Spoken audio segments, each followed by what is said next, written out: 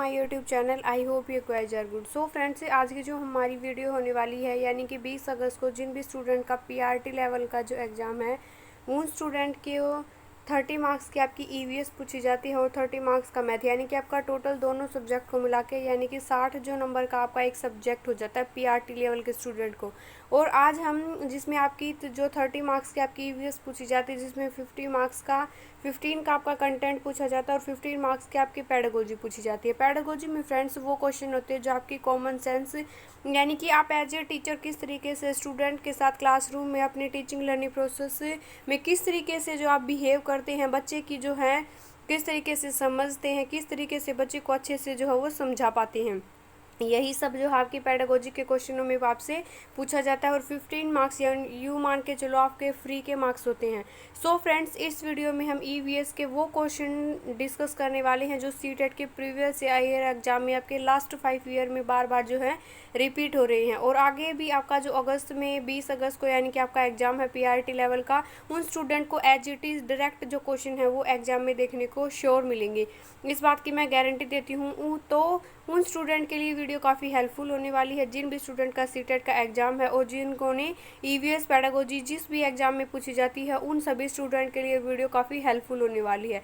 So video को last तक जरूर बने रहे, उसके बाद ही वीडियो को लाइक और शेयर करें वीडियो अच्छी लगे तो आइए वीडियो को स्टार्ट करते हैं। फर्स्ट जो हमारा क्वेश्चन होने वाला है वो होने वाला है यानी कि कक्षा 5th के जो स्टूडेंट हैं उनको वो जो छात्र होते हैं, जो स्टूडेंट होते हैं, उनको यात्रा विषय यानी कि एक ट्रैवल टॉपिक पर एक प्रस्तुति देने के लिए 4 भावी शिक्षकों को यानी कि 4 जो पीपल टीचर है उनको कहा गया। उनमें से प्रत्येक मुख्य रूप से निम्नलिखित रणनीतियों में से एक पर केंद्रित था, यानी कि वो कौन सी एक्टिविटी पर जो है केंद्रित थे। ऑप्शन हम देखते हैं। ऑप्शन नंबर 1 है स्पष्टीकरण के साथ यात्रा के विभिन्न जो तरीके होते हैं उनको दिखाने के लिए एक चार्ट का यूज करना, यानी टीचिंग लर्निंग मटेरियल का यूज करके उस टॉपिक को शो करना, या फिर है यात्रा के विभिन्न तरीकों को समझाने के लिए पाठ्य पुस्तक सामग्री का उपयोग करना, या फिर आपको बुक की जो मटेरियल है उसको यूज करना, या फिर नेक्स्ट जो आपका ऑप्शन होने वाला है वो है छात्राओं को यात्रा के विभिन्न तरीकों की तस्वीर एकत्र करने के लिए कहना, या आपका स्क्रैप बुक तैयार करने के लिए कहना,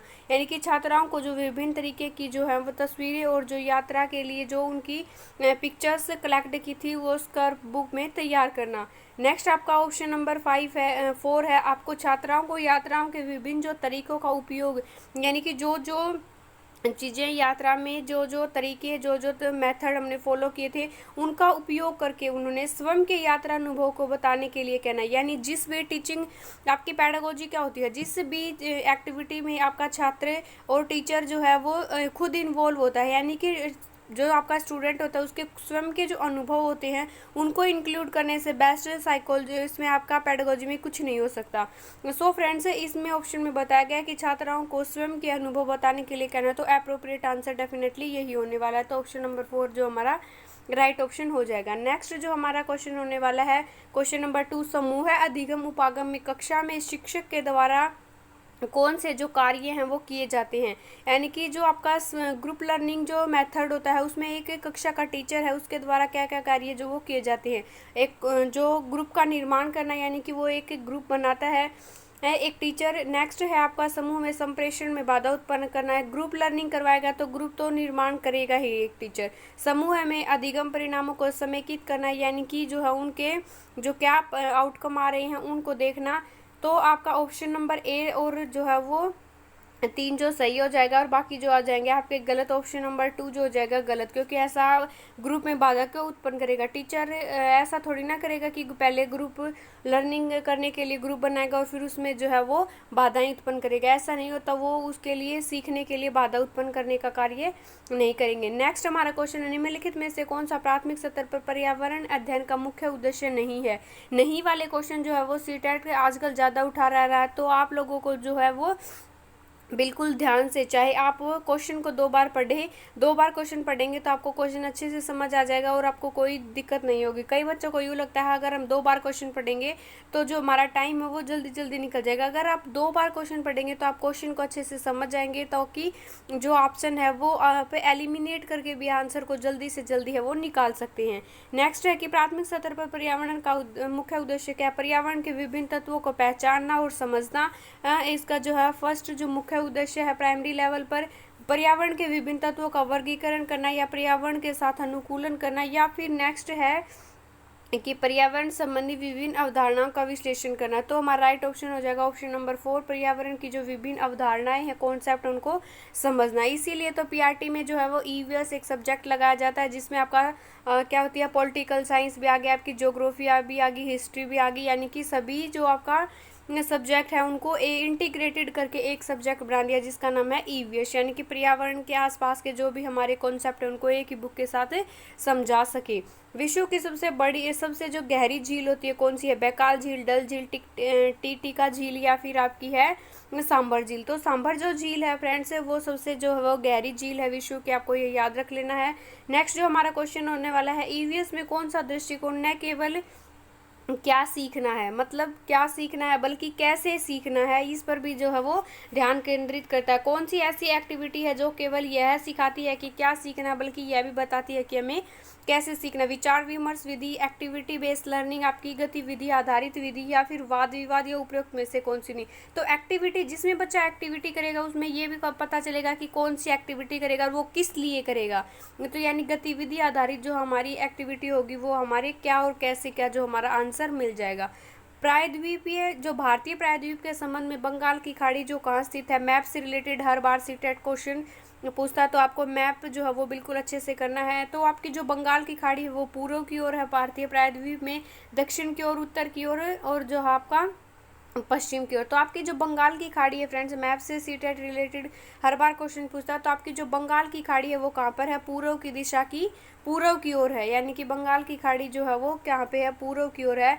नेक्स्ट जो आपका क्वेश्चन होने वाला है वो होने वाला है आपका जो है, पर्यावरण अध्ययन से सीखने के लिए निम्नलिखित दृष्टिकोण में से कौन सा वैज्ञानिक विषयों के छात्रों में मदद करता है, यानी कि जो वैज्ञानिक जो विकास है वह छात्रों का, उसमें मदद करता है। कौन सा ऐसा दृष्टिकोण है? भाषण, प्रयोग, यानी कि फिर नेक्स्ट आपका प्रदर्शन, या फिर आपका जो है वो रोल प्ले। तो आपका जो है वैज्ञानिक क्या करते हैं, आपका जो है वो प्रयोग करते हैं। तो वैज्ञानिक विषय का जो ज्ञान है वो कौन सी एक्टिविटी करवाएगी? वो प्रयोग, जो हमारे एक्सपेरिमेंट जो है वो करवाते हैं। वैज्ञानिक क्या करते हैं? नए नए एक्सपेरिमेंट करते हैं। तो वैज्ञानिक विकास तभी होगा जब बच्चा नए नए एक्सपेरिमेंट करेगा, नए नए जो वो प्रयोग करना सीखेगा। नेक्स्ट जो हमारा क्वेश्चन होने वाला, हम टाइम इसीलिए ज़्यादा आलतू फालतू बातें इसीलिए नहीं करें फ्रेंड्स, क्योंकि आप लोगों के पास 10 डेज अभी जो है वो लेफ्ट हैं भी नहीं, यानी कि 9 डेज आप लोगों के पास जो है वो लेफ्ट है। और 9 डेज एक गवर्नमेंट एग्ज़ाम की जो भी तैयारी करें उन बच्चों के लिए काफ़ी जो है वो क्रिटिकल पीरियड होता है। इस टाइम पर बच्चे को ये नहीं पता तो वो क्या पढ़े, किस तरीके से पढ़े, कहाँ से पढ़े। तो हमें टाइम बिल्कुल भी वेस्ट नहीं करना। जो इम्पोर्टेंट चीज़ें हैं वो कम टाइम में बच्चों तक जो है वो अवेलेबल हो जाए, तो उससे बेस्ट कुछ नहीं हो सकता। बातें करने के लिए हमारे पास जो सीटेट होने के बाद हमारे पास टाइम ही टाइम है। बातें करने के लिए हम अलग से वीडियो बना लेंगे, उसमें कोई दिक्कत नहीं है। फूलों की घाटी जो है खालिस्तान के फूलों की घाटी के संबंध में कौन सा कथन सही है? फूलों की घाटी कहाँ है? आपकी उत्तराखंड के चमोली जिले में, आप लोगों को पता है उत्तराखंड में चमोली जिलों की फूलों की घाटी के रूप में जाना जाता है, बिल्कुल अप्रोप्रिएट है। यहाँ एक सींग वाले गेंडे का भी घर होता है। ये कम ऊंचाई वाले जो है वो हिमालय, ये विश्व की एक धरोहर है। तो इनमें से आपको जो है वो राइट ऑप्शन चूज करना है कि आपका कौन सा है। तो आपका जो है क्या है, फर्स्ट, ये आपका थर्ड जो राइट ऑप्शन हो जाएगा, यानी कि चमोली में है, यहाँ यह है विश्व की एक जो वो धरोहर भी है, और यह है जो है वो कम ऊंचाई वाली क्या है, हिमालय की घाटी। एक सींग वाले गेंडे का जो घर ये नहीं होता, तो ये हमारा ऑप्शन जो है वो गलत हो जाएगा। तो हमें ऐसा अप्रोप्रिएट आंसर चुनना है जो सभी में क्या हो, सही हो। नेक्स्ट जो हमारा क्वेश्चन है, सार्थक अधिगम, यानी कि एक मीनिंगफुल जो है अधिगम के लिए ईवीएस कक्षा में सबसे बेस्ट तरीका कौन सा होता है? अनुभवात्मक अधिगम दृष्टिकोण, संज्ञानात्मक दृष्टिकोण, या फिर व्यवहारिक व क्रियाशील अधिगम, शीर्षपाद दृष्टिकोण। तो यानी कि जिस चीज़ में भी बच्चे के खुद के एक्सपीरियंस, अनुभव काम करेंगे, वो है ईवीएस का पढ़ाने का सबसे बेस्ट जो वे। यानी कि अगर पौधा हम खुद से लगाएंगे तो एक्सपीरियंस करेंगे, अगर चित्र देखेंगे तो वो कम टाइम तक जी हमारे दिमाग में जो है वो सिक्योर होके रहेगा। नेक्स्ट हमारा क्वेश्चन है, चावल, गेहूं, चीनी, घी और मक्खन को क्या कहा जाता है? शरीर श्रेष्ठ भोजन, ऊर्जा देने वाला भोजन, यानी कि चावल, चीनी से हमें क्या मिलती है? ऊर्जा, सुरक्षात्मक भोजन, या उपरोक्त में से कोई नहीं। तो चावल, चीनी और घी से हमें क्या मिलती है, शरीर में ऊर्जा देने वाला भोजन जो है वो इसको कहा जाता है। नेक्स्ट जो हमारा क्वेश्चन होने वाला, बाघ भारत के गंभीर रूप में लुप्त प्राय, लुप्त प्राय का मतलब जो है विलुप्त होते जा रहे, खत्म होते जा रहे जानवरों में से एक है। बाघ के संबंध में सही कथन चुनिए। एक बाघ रात में हमसे ज़्यादातर जो है बेहतर चीज़ें नहीं देख सकता, बिल्कुल देख सकता है।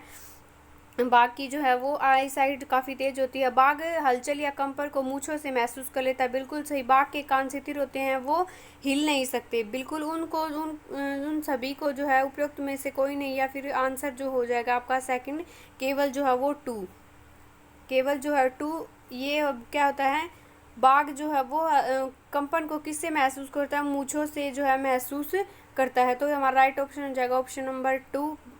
नेक्स्ट आपका बाल श्रम जो अधिनियम है जो कब पारित किया गया, 2003 में, 1986 में, ये 2005 में, या 1991 में। तो आपका जो है क्या बाल श्रम अधिनियम यानी कि 14 वर्ष से कम उम्र के जो बच्चे होते हैं उनसे काम करवाना जो है वो कानूनी अपराध है। ये 1986 में ये आपका रूल जो है वो लागू किया गया। वल्लम के संबंध में आपका क्या सच है, यानी कि वल्लम जो होती है वो क्या होती है, तमिलनाडु में परिवहन का एक साधन है। ये एक लकड़ी की नाव है। इनका उपयोग केवल पारंपरिक जो सर्प नाव त्योहारों के दौरान जो है वो किया जाता है। उपयुक्त में से सभी, या फिर आपका जो है वो 2 एंड जो है वो 3 यानी कि 4 जो ऑप्शन आपका सही हो जाएगा, 2 एंड 3। यानी कि ये एक लकड़ी की नाव होती है जिसको क्या कहते हैं, हम वल्लम कहते हैं। और इनका उपयोग जो पारंपरिक जो है वो त्योहारों के ऊपर जो है दौरान जो है वो किया जाता है।